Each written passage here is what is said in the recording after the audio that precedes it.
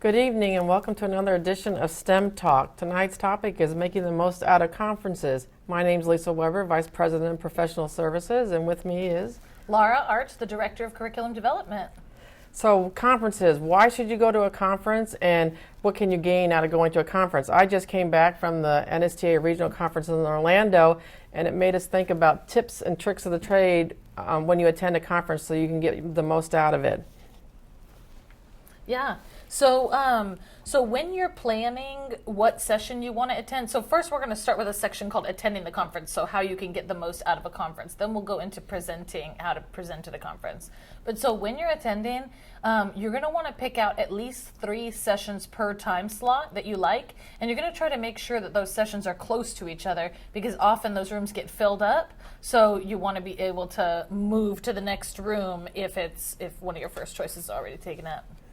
Right, and remember, I know you're probably going with some coworkers and you haven't seen them in a long time and you socialize, but divide and conquer. It doesn't do any good if all 3 of you sit in one session when you can all 3 go to a different one and that's more resources to bring back to you and other teachers at your school.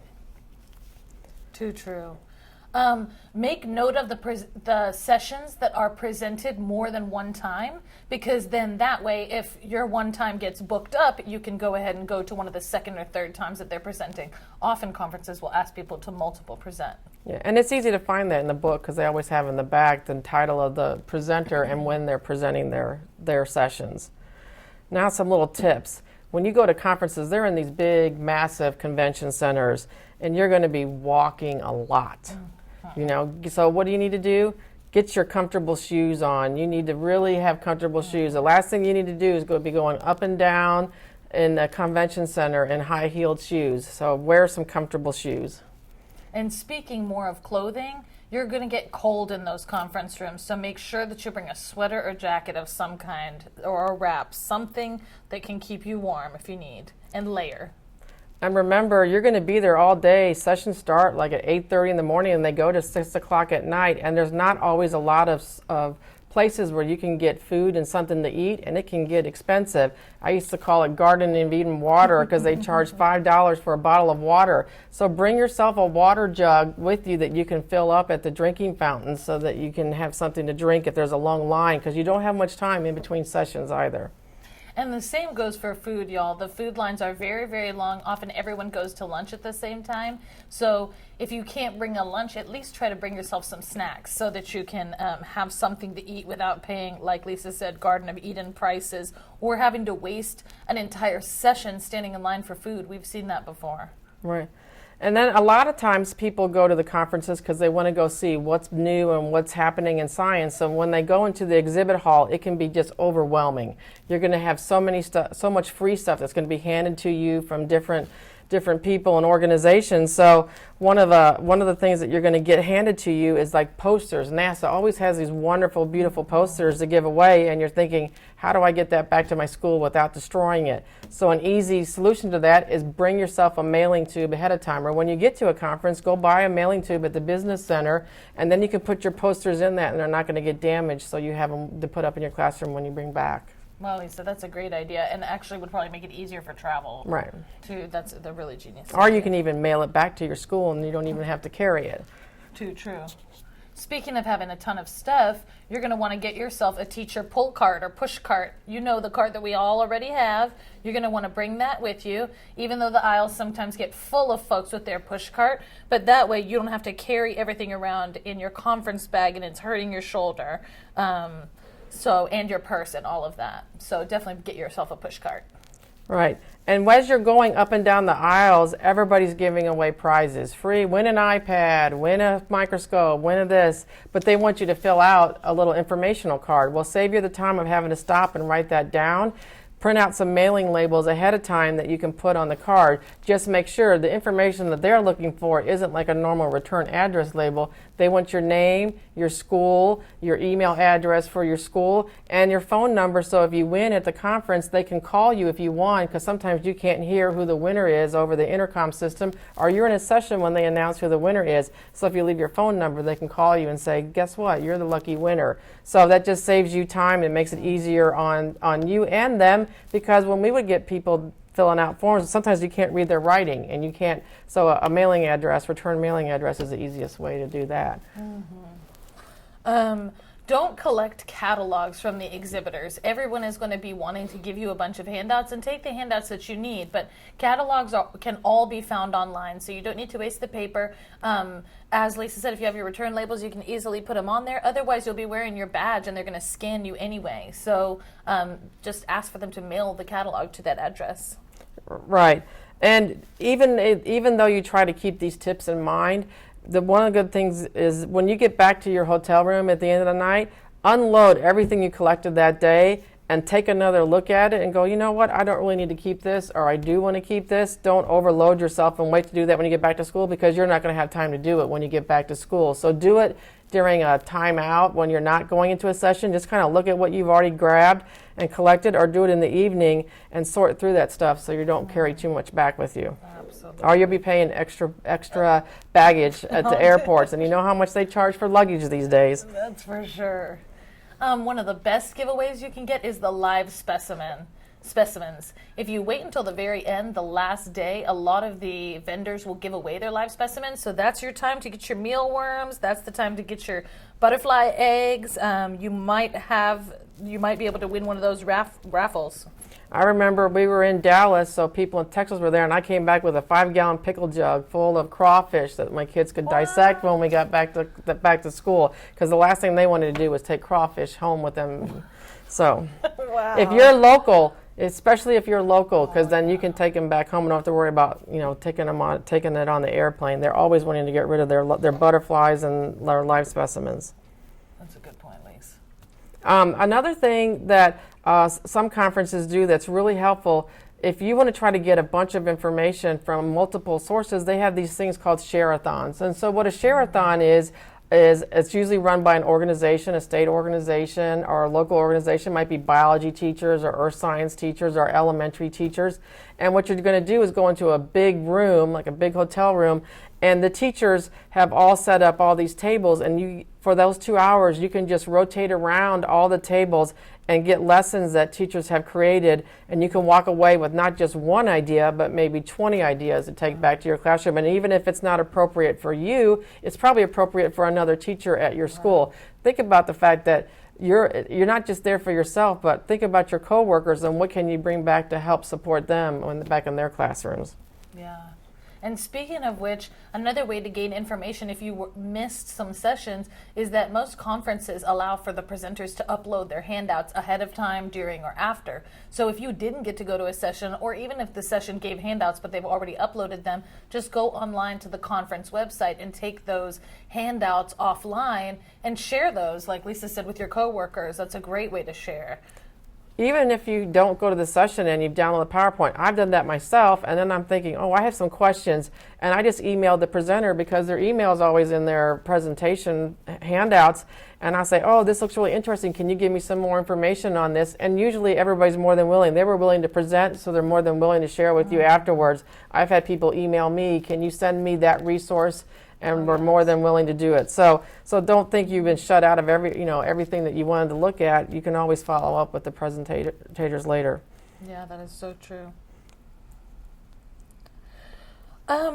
We highly recommend you see the keynote speakers. Those guys are often some of the best. Those guys and gals are often some of the best speakers that you'll see in the whole conference. There's a reason why they're keynotes. So please go. And a lot of conferences these days are even not running sessions during that time so that you can go to the keynotes. Yeah. And another thing to think about, quite often if you're going to one of these conferences, you're going to a part of the country that's not where you live and you may never have been. So take a opportunity to go see the cultural opportunities through the field trips they offer. They always have really interesting field trips, whether it's to local museums or zoos or education centers or marine, centers. Look at what kind of field trips they have to offer and think about attending one of the field trips as well. They're usually not very expensive, and it's a way to see the city without having to book through a tour operator. Also, since we've been talking about vendors, just know what sessions you are going to and whether they're being given by a vendor. There is a difference between a session, be it a short course or a workshop or a field trip, that's being given by a vendor versus given by an educator. You can often gain great information from both, of course, but sometimes a vendor will oversell or will show you a material that then you can't access without buying it. Other times, like I know with our sessions, you will always walk away with something. So many vendors are very conscious of making sure that they, whatever they are showing or giving at that workshop, they're going to give to you. But just be aware. And quite often, they're actually not where all the other workshops are. They usually have them all in like one area, and it's like so they have the same room over and over again. So you'll see their signage outside saying, sponsored by this company. Yes. So that will help you out. So right now, we'd like to kind of check and see if anybody's got some questions about basic, attending a conference. So we have any tweets out there? We do. So Miss Taylor from West Texas asks us if we have any tips for getting through the vendor booths fast. So always in the back of the programs, they always list who the vendors are, and they always have a map in there, and it tells you what booth numbers they are. So if you're specifically going to look for something that's elementary or a certain content area, you can always go through that and look and write down the numbers of vendors you want to see. That way you're not just going step by step to every single one. Make sure you go to the ones that you really wanted to get information from first. We have another one too. Miss West from Louisiana asks us, how do I pick workshops that will give me meaningful stuff to bring back to my classroom? Great question, Miss West. Mm-hmm.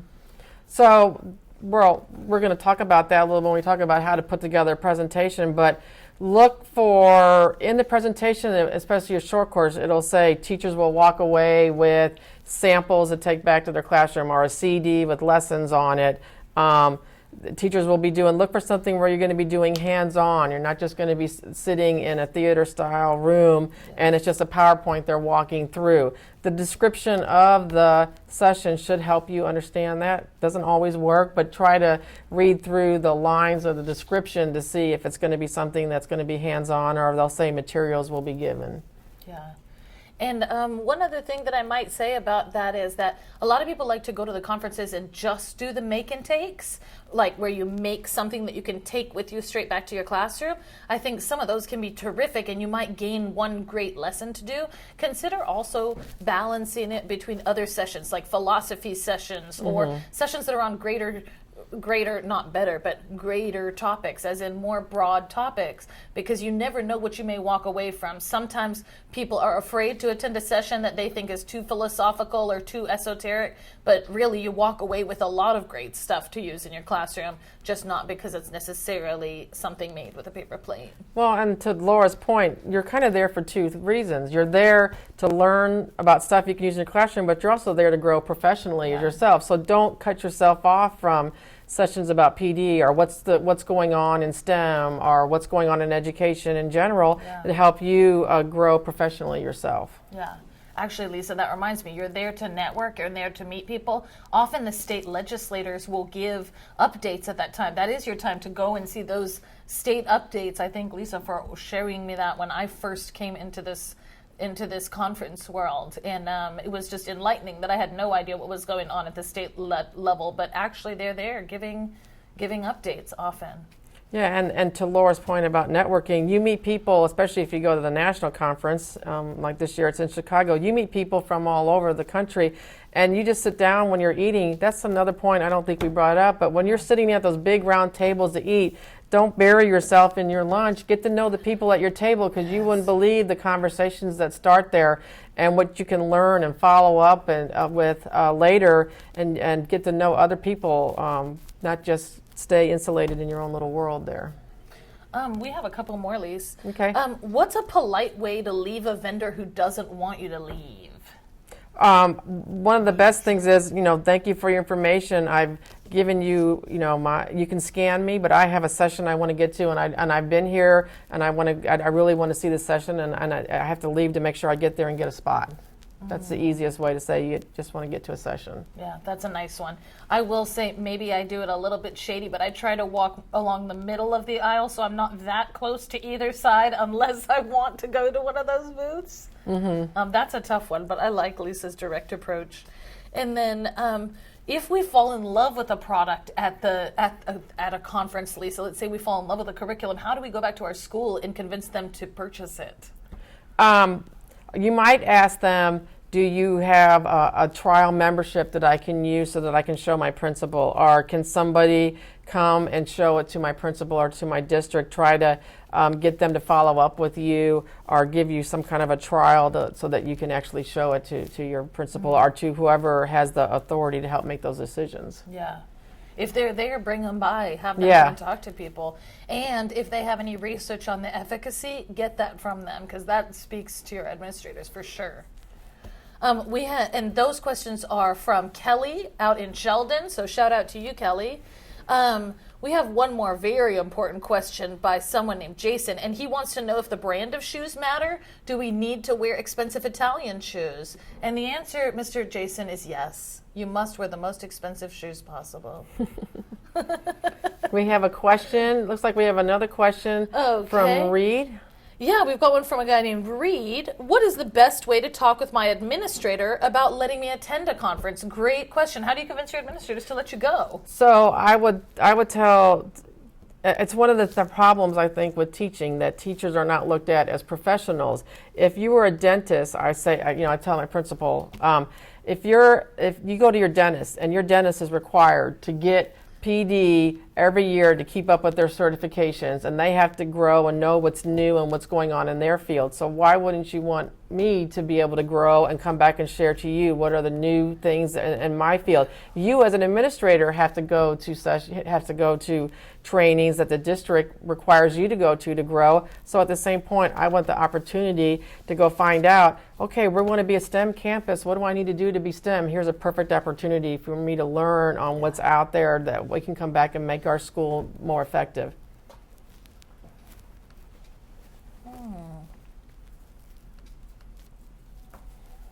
But a very good question, because sometimes that comes down to money.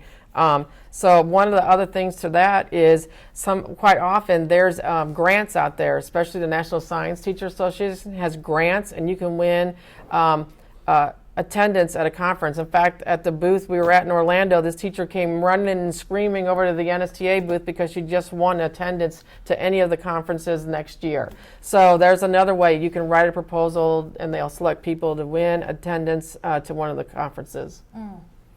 Oh, another question from a teacher in Louisiana, Mrs. McGee, and she's a high school teacher, but I think this could apply also for early learners as well, is I'm a high school teacher, and there are never many sessions on high school courses. Can I learn from elementary and middle school sessions too? And I feel I hear the same complaint from pre-K teachers. Right.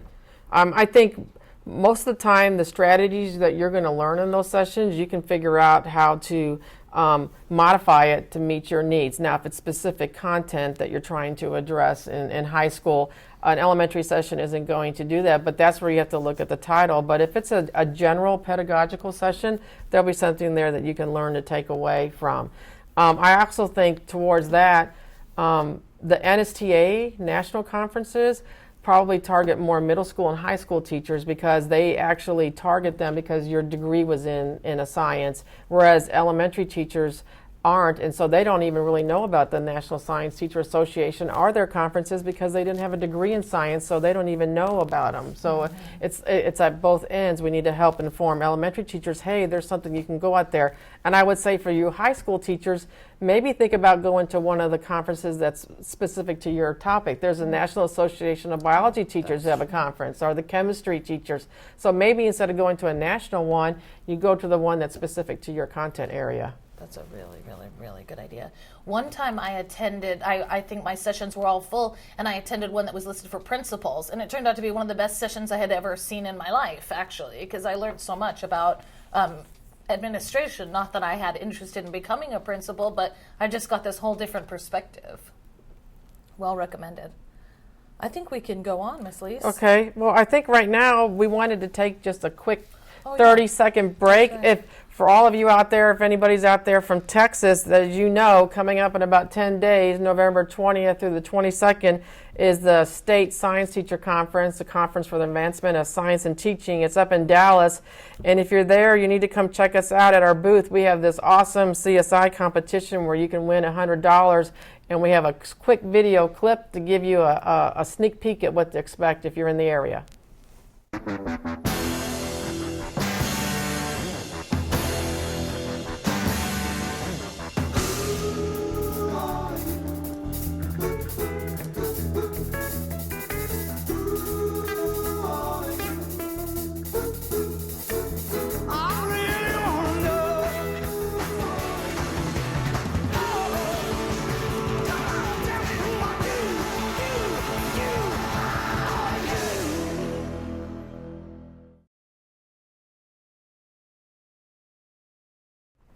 That looks awesome.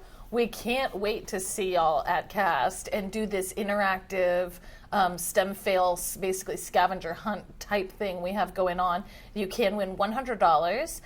It's going to be done through QR codes, so you'll get a little bit of experience with technology, and we'll of course help you to do that. And then if you want any more information, you can find it at stemcoach.com. So we just look forward to doing STEM fail with you. It's going to be fun. We had one more question before we move on to presenting at conferences. It came from Mr. Whitaker out in East Texas, and he says, do conferences offer a way for me to record CPE credits? Yes, most conferences, in the back of it, they'll have a form where you can fill out and you write down all the sessions you attended and how long they were, and then you usually go to a central location and they give you a certificate that you can record your hours. So you usually always do get some kind of CPE hours for attending a conference. Yeah.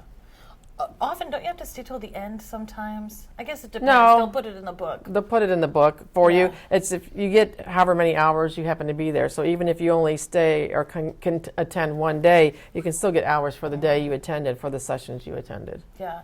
And I will put a shout out there too for the Education Science Leadership Associations. So in Texas, we have TSELA, Texas Science Education Leadership Association. North Carolina has one. In North Carolina has one. There's a national one, NSELA, National Science Education Leadership Association. It's always the day before the conference, the national conference or the state conference, and that is an amazing place to meet people. I always learn the most at those things. I highly recommend you join and go. It's only one day extra for the conference, and it's often not very expensive. Yeah, they all quite often have professional development institutes that are like a whole day or half a day to just target and work on something, some certain strategy. So they're really, really good. Well worth going.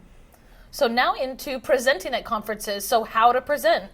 So what is conference presenting anyway? It seems a little bit scary, but really it's not as scary as you think. Lisa helped me do my first one, and now I do them on my own all the time, and with others. So basically, it's that you're there to share. We're already a community of learners. We're already a community of educators. We already share things with each other. We learn from each other all the time. This is just you sharing with a larger group of people. So if you think about it that way, then the pressure won't be as much. Your room could be as small as 3 people. It could be as large as 50 or 100 people. But you never know. And the best part is that you get to meet teachers you would never ever have gotten to meet. So sometimes you'll teach on something that you never thought people would resonate with, and maybe it wasn't successful at your state conference, but then you go to your national conference and you end up packed because there's a bunch of people who want to hear about it. You're always going to meet.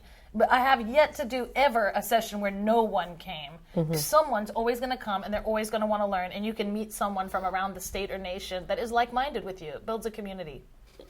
So how do I start and how do I get involved? First, get comfortable presenting to smaller audiences. So talk to your principal. Say, I got something I would really like to share with the campus. Can I do this on one of our Wednesday afternoon sessions, and look at presenting? You already meet as a grade level. Expand that to presenting to your campus. Or maybe your campus just got a new curriculum or a new product. So volunteer to help present that to all the teachers on the campus so they use it effectively. Just start small locally on your campus.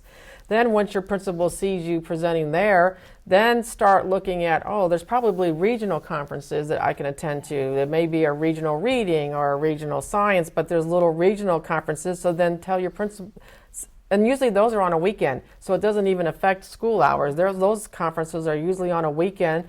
So think about putting in, they always have a call for presenters. There'll be early childhood or science or math. Put in a presentation for that. And usually the audiences for those are no more than 50 people. So you're not going to be in this big, huge auditorium. It's just going to be a small group of people, like 50 teachers. After that, then start thinking big. Start looking at your state. Most states have a state conference for their math teachers or their science teachers. In Texas, we have one, like we talked about, it's going to be here in 10 days. So it could be the exact same presentation you presented at that local conference, but now you're going to share this with the whole state. And so the first thing you need to do, though, is go talk to your principal and say, look, I've been given this honor to present at our state conference and share with 6,000 or 3,000 teachers across the state. If I get accepted, will you give me the time off to go? And usually they're honored because you're representing their school and you're representing that district and you're sharing with other teachers. And so that's a way to get your principal to give you the permission to go, and it helps give you something really good to put on your resume that you presented at a state conference. And when you look to grow and move up into other positions, having presentation experience at conferences just makes you look all that much better on paper. Can I add to that? Yeah, sure. Just while you're on that topic, contact your district's media, because often they will want to feature it on the website for the district or feature it in the newspaper for the community as well. Right, good point. I forgot about that. And so we moved up. We moved up from our campus to something locally to something state. And then the last one would be going to the National Science Teacher Association and presenting at a regional conference or one of their one of their national conferences. They don't have as many sessions sometimes. I mean, there's more people applying to be in a session, so it's a little more competitive to get in. But and you have to do it a year in advance. That's one thing to remember too. You have to do those, put in, because so many people are putting in to present. But you present at a national conference, and by now you've already done it. You've done it at locally, you've done it at your state. Replicate the same thing. Get some people to help you. You could now look at presenting at national conferences. In fact, right now, they're already soliciting proposals for presentations for the regional and national conference next year. So if any of you live near Reno, that's the West Regional Conference. If any of you live near Kansas City, that's the Central Regional Conference. Philadelphia is the East Regional Conference. So if you're in those areas and you want to put in a proposal. And the national one is in Chicago this year, and it's in Memphis next year. So just kind of work your way up. But the more you get comfortable with it, and the more your principal, and then if you get accepted to present at a national, tell your district science people that you're presenting at a national conference. Sometimes they'll even film it and bring it back to share with people at the district and other teachers.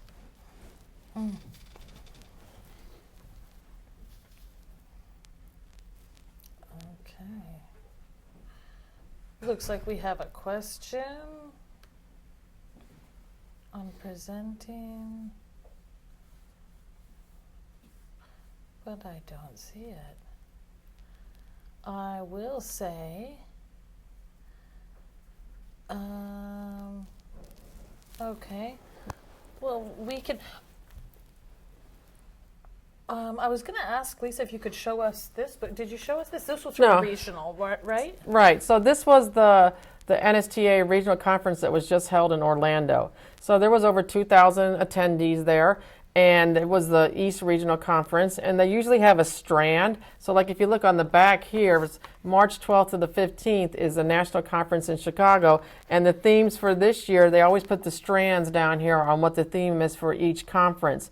And so when you get one of these books and you open it up, they usually start with the schedule and who the keynote speakers are and the field trips and a little map, and then you start getting into and the exhibit hall, and then you start getting into the actual sessions. There's a guide, a planning guide for you to plan out your sessions for while you're there, and then you start seeing the actual workshops and their descriptions. So when you read them, you can decide if that's one that I think I might want to go to, and then sit with your colleagues and say, okay, I'm going to go to this one, you go to that one, I'm going to try to go to this one, and then we'll meet back at something for lunch. Yeah.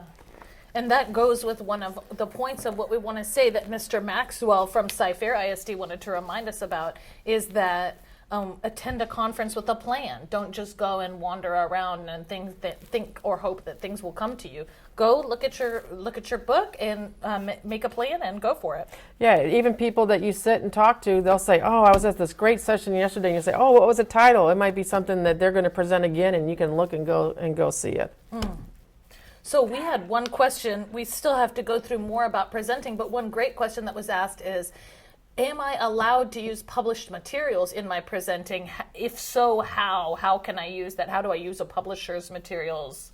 So if you're using something from a publisher or a lesson, you just have to make sure that you acknowledge them in your PowerPoint, on any handouts. You know, this is from this, even if it's a colleague that helped create that lesson that you're presenting, you just have to make sure that you acknowledge them and have them on there. It's like the copyright of anything. You have to make sure that they're acknowledged. Absolutely. Give that credit where credit is due. It's okay to share ideas, but give that credit where credit is due. Even if you're taking something and you're modifying it, you might take the lesson about, I don't know, like the layers of the earth, and you're using an egg or something, a lesson that somebody did. And, I added a cinnamon a little cinnamon piece for the center for the core. I still had to acknowledge that I actually just did some modifications for my ELL kids, but this lesson was really developed by this other person. So how do you get selected? That's one of the things many people are nervous about. Although from my experience, and I would assume from yours too, Lisa, you get selected more than you get rejected. Correct. They are looking for Correct. presenters. You really do. The ones that are the hardest to get is probably short courses because there's just so few of them. Yes. And it's a 3-hour time slot, so they don't have as many of those available as they do 1-hour workshops. Yeah. But one of the ways to try to ensure that you're selected is to put in for something hands-on. Give the teachers something to do that they can then do with their students. Of course, we're constructivists. We believe STEM should be taught hands-on, so do your lesson hands-on. And if you are upset that it takes a lot of materials, I will tell you, many a time we have traveled to conferences with cooler upon cooler of stuff, or ship it, or That's you another have a good point. 75-pound limit, like pack it with materials. That's another good tip. Remember in San Francisco, you think about how am I going to get all my materials there in suitcases? We took coolers, igloo coolers, and just put duct tape on them and put them on the airplane, and they get there nice and safe, and they had all our materials in there, and then they are on wheels to drag them to the conference. Yes. Now, something we did learn from that conference is buy all of your materials ahead of time. We thought we would be able to get potatoes in San Francisco, but you wouldn't expect we had a lot of trouble finding the potatoes there, although I'm sure the city of San Francisco has plenty. Yeah, but around the convention center, not so much. Yeah, exactly. Also, when you're putting in a presentation, they always have a conference theme. So try to align your session to what the theme is for that conference. They always change the themes. So if the theme is, second language learners or science for elementary, whatever it is, try to have your session be aligned to that theme and make sure the standards that you're using in your presentation align to that. Yeah, absolutely. And if you have trouble figuring out which standards to put there, there's often nature of science or process skill standards, something that you're going to be working on. If it's not aligned to anything, you should probably think about that. Yeah, I'm still trying to figure out how to do a session where you can take everybody outside. Oh, yeah. And not, That's not what we find need a to do. space to do it and take That's everybody what we need to outside do. because it's not in a room, Yeah. but it's only 1 hour. Yeah. So we need to find a way to make a field trip workshop. Right. There you go. Kindergarten through second grade lessons, presentations are often accepted, and high school is often accepted. Look for those crowds that don't get as much presentations, like 3rd through 5th probably gets the most, maybe 6th through 8th, but look for those younger and older learners, and you will have a better chance of getting accepted. And think of it, have it be something that can be immediately applied in the classroom. The teachers are there to learn and come away with resources and ideas that they can immediately implement back in their classroom. So, think about, make it easy enough for them to understand and doable, and they can just walk away and know, man, on Monday when I get back, I can do this lesson in my classroom. Yeah, for sure. use a couple of buzzwords. Don't be afraid. You know that differentiation is a big deal. So then show in your presentation how you can differentiate. And in your write-up for what you are presenting, put the word differentiation. Use some of the buzzwords that they want to hear. Don't use them if they're not true to what you're saying. But if you are using some of these techniques that people are proud of and that you should be using, use those buzzwords. People will be drawn in. And for that matter, do a catchy title. Yeah, I mean, if you're going to use, STEM is a big word, or STEM, or STEAM, or whatever, if your session really is aligned to that, make sure you have that in the title so it draws people. Or if it's about assessment or whatever it is, make sure you have the big buzzwords, but don't just use the buzzwords to make yourself sound more important than what the session is really going to be directed to. Yeah. And then say you're willing to present more than once. Yes. They're a lot more likely because they do know that people are going to want to see sessions more than once. So be willing to present more than once. When you fill out that presentation, say you'll present more than once. Yes, absolutely. Be specific about what teachers are going to walk away with. So if they're going to walk away with tips and tricks of the trade, not something in their hands, that's fine. But say they're going to walk away with tips and tricks of the trade. They're going to walk away being able to implement that strategy immediately. And if they're going to walk away with stuff, tell us what stuff they're going to walk away with. Understanding, tell us what they're going to walk away with. Yeah, and a good way that we've always found is to raffle off that stuff, and then you don't have to carry it back with you home, So give the teachers that to walk away with. Bring your sand there, but then give it away. Let them go home with it. That's right. Teachers will never turn down anything. Yeah, that is so true. Even leftover potatoes.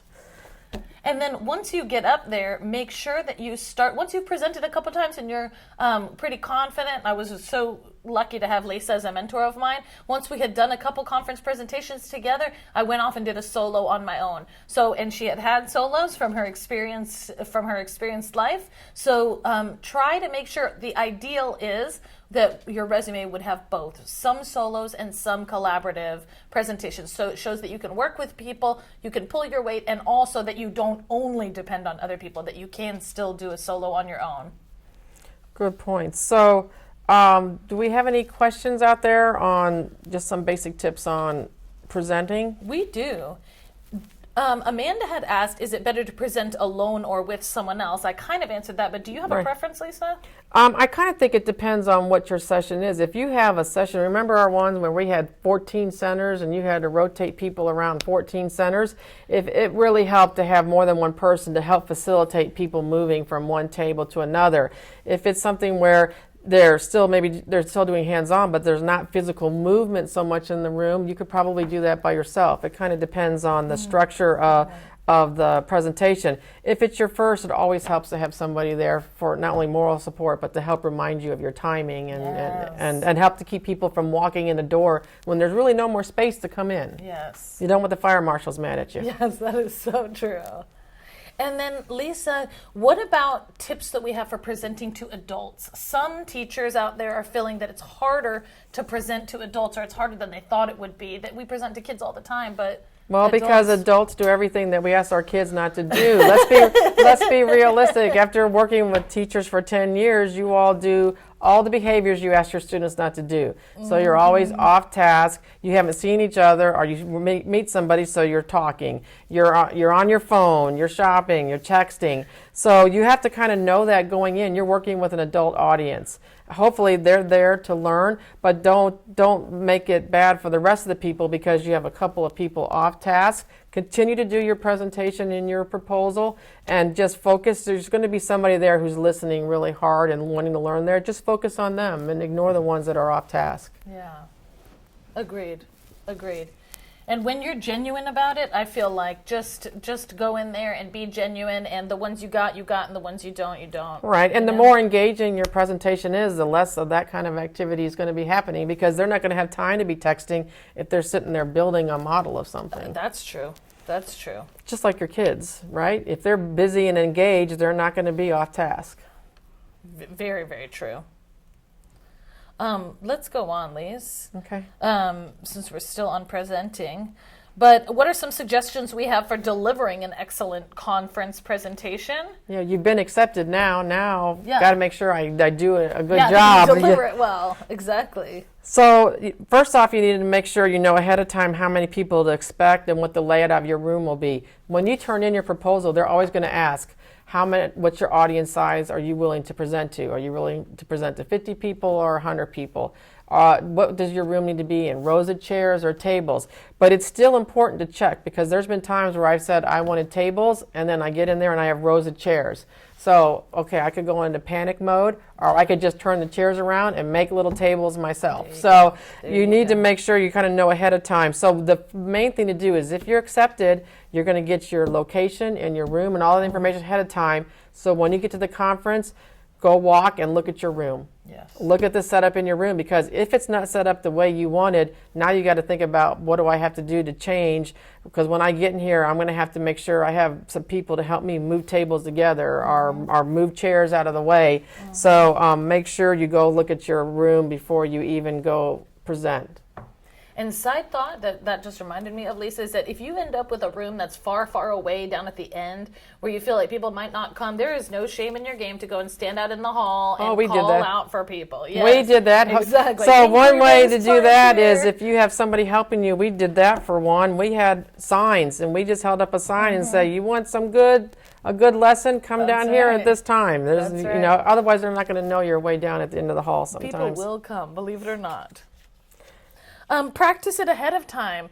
Of course, we can try to wing it, but if you practice, you will definitely do better ahead of time. And slow down and relax and ask people to give you some feedback. You don't just have to practice it for your teacher friends. You could practice it for your family and friends as well, and they can kind of give you a layman perspective as well, in case there's first-year teachers. Remember, you're serving teachers that are completely brand new all the way to veterans. Yeah, learning experience for me was the first time I had to do mine. I was like done in a half hour of an hour, because you tend to talk too fast. So like Laura said, practice is important, but it's also kind of making sure you have enough there. And, if I do end up still going too fast, what else can I have to share or fill in? Because you may say any questions and nobody has any questions. Yeah. So, it's very important to practice, because I learned that the first time, the first one I did, I was like, oh, I'm already done with my PowerPoint. I've still got 20 minutes. So. And better to prepare more rather than less, and know what you can cut, than if you have yours and you know this is your meat and this is what you're going to present, and then maybe have an additional little something or activity or discussion question that you could have in case you need it. And you definitely want to practice for technology ahead of time. Make sure that works. If you're trying to stream something off the internet, you might need to download that ahead of time and make sure that works. Also, consider what AV equipment you've put in for. Often we don't request the projector because it costs a lot of money, and speakers I think we barely ever request, because also the audio costs a lot of money. So you might need to bring your own speakers. You're going to want to practice putting that in your computer, practice using your projector, or at least practice what you can. And if you are using what they provide in the room, try to sneak in there, like Lisa said, and check out your space, and try to just plug it in and see and make sure everything works for you. Yeah, and to that point, if you're projecting a PowerPoint and it's only you presenting, it's going to get annoying if you have to keep walking over and clicking to forward the slide. So think about getting a presentation pointer to advance your slide, so that you can walk around the room and not have to keep going and clicking on the slide. Yeah. So that's and so the first time you do, it's usually always helpful to have a co-presenter for multiple reasons. One, if you don't have a presentation pointer, they can be advancing the slides for you. I think the biggest one is they can be your timekeeper. Your timekeeper is the biggest issue, because either you'll go too fast or you'll go too slow, and they're going to say, we need to speed this up or we're not going to get to the end of it. If you're doing hands-on, that's always going to take more time for the people doing the hands-on than you anticipate if they're really getting into it. So, that is so true. It's always helpful to have somebody there to help you keep track of time and your pacing. Yeah. Well, and actually, as a side note too, like we want to follow the child, you want to follow your audience too. And Lisa is so right about you want to get your hands-on experience had, and you want to keep them on track for that. And in the same way, make sure that you also allow for questions, or that you leave a little bit of time for questions, or you ask some open-ended questions. And should you be presenting on something highly philosophical, let them ask their questions. Don't be afraid. You're there to present, so it's okay for people to to have a difference of opinion or to share that, good. We're here to dialogue and learn. Yeah. And make sure you have enough materials. The last thing you want to do is get in there and you're setting everything up, and now it's 5 minutes to start, and you realize, I don't have batteries. Yes. Or I don't have enough of this, because there's no going to get it 5 minutes before presentation time. So I had one conference where we had 14 centers, and the night before we were getting it all out of the stuff, out of the suitcases, and making sure we had exactly what we needed, because that's the time you can go run to the local store and get what you need, because you don't have time to get it once you're already in your room. Too true. And while you're presenting, don't give out those handouts or those giveaways until the very end. Otherwise, you will get those scavengers that come into your room, take your handouts, take any of your giveaways, and leave. And they think that that's all they need to get from your session. You know very well that there's much more than your handouts that you need to give. And by the way, you don't have to give handouts at all, as a matter of fact. But if you do, wait until the end so that you make sure that everyone who gets them was attendees. True. That used to be something that I noticed lots of people doing when I first attended. It was actually kind of a trick I learned. At first was like, oh man, there's one right next door to the one I wanted to go to, but I can't attend it, so I'm going to just sneak in and grab the handout. Well, these days the handouts are posted, so there's no use in doing that if you happen to miss one. But the last thing you need to do is when you first walk in the door and all your handouts are sitting on the table and people just come in and grab them. Now when you have people come into your session, you don't have a handout for them to use if they're going to have to use it doing the hands-on activity. So I always wait. That's another reason to have another person. Even if they're not presenting with you, they're just there to help you with logistics. Is once everybody gets in the room and the door's shut, they can help pass out the handouts for you, and then you can get going. Yeah. And then don't forget, we mentioned that so many conferences will allow you to upload digitally. So don't forget to upload your files digitally and to get those digitally. Potentially, if they're uploaded ahead of time, you can even download them and then take notes right on them there without having to print anything. Yeah, and we talked a little bit about start time and finish time. It's hectic, guys. You know, people are going to be running from one session to another session, and they're going to be coming in at the last minute. And if you're really popular, they're going to be sitting on the floor and standing on the edges, and you're trying to get started. So, no, you're probably going to start a few minutes late. So just know that going in. Okay, now I got to think about that. But you still want to try to make time for questions. You don't want to leave people walking away without a chance to ask questions. There'll be a little bit of time for them to ask questions afterwards, but you need to be respectful of the people that are coming into the room after you. They need that same setup time that you needed. Yes. So you need to clean up your stuff as fast as possible to move out of the way so that they can set up and then answer questions that people might have that hang around to ask you some more questions. So time is really important, not just your time presentation, but being respectful of the time of the person before you. Don't come into their session before they're actually done to try to set up, and for the people coming in after you. It's really important. And even when you're doing your time, I know with Laura, I used to ask her always to have some cards for me that she would just hold up that was like 10, 5, you know, like a countdown, so I would know how much time I had left.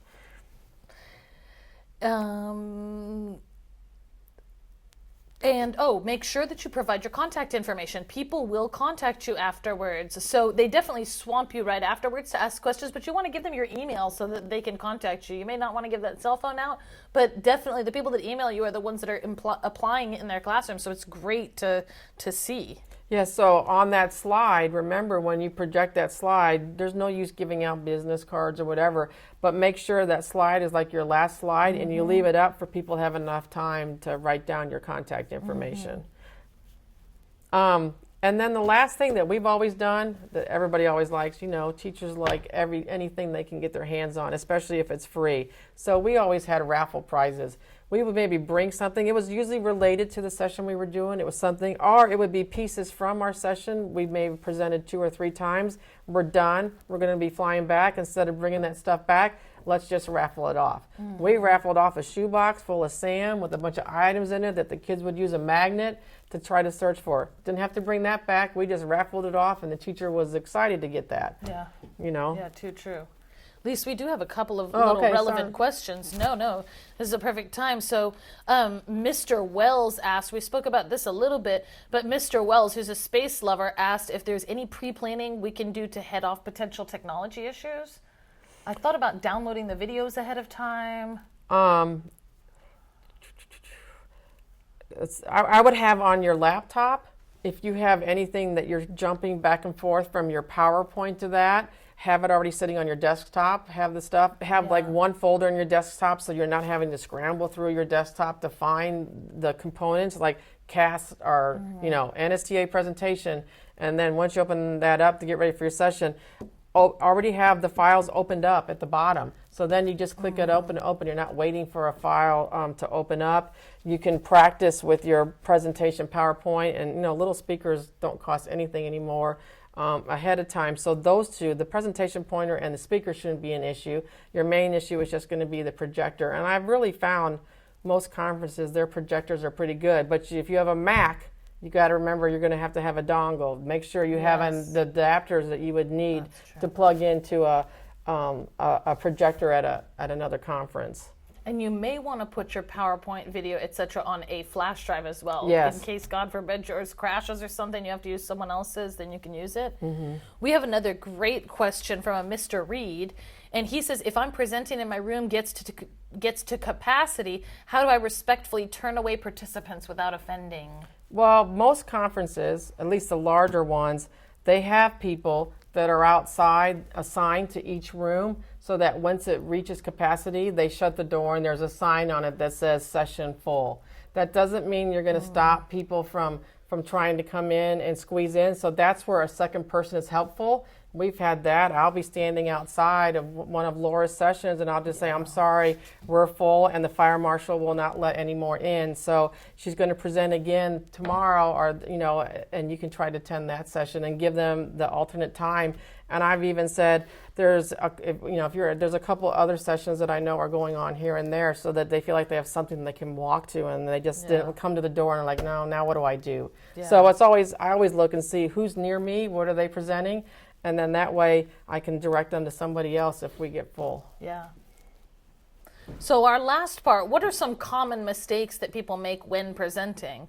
So I would say one of the biggest ones is death by PowerPoint presentation. So often people will put every single word that they want to say on the PowerPoint. That really is so horrible to put your guests through. So as everybody knows, you shouldn't really have more than like 4 bullets, more than 4 words per bullet. Pictures will be fine.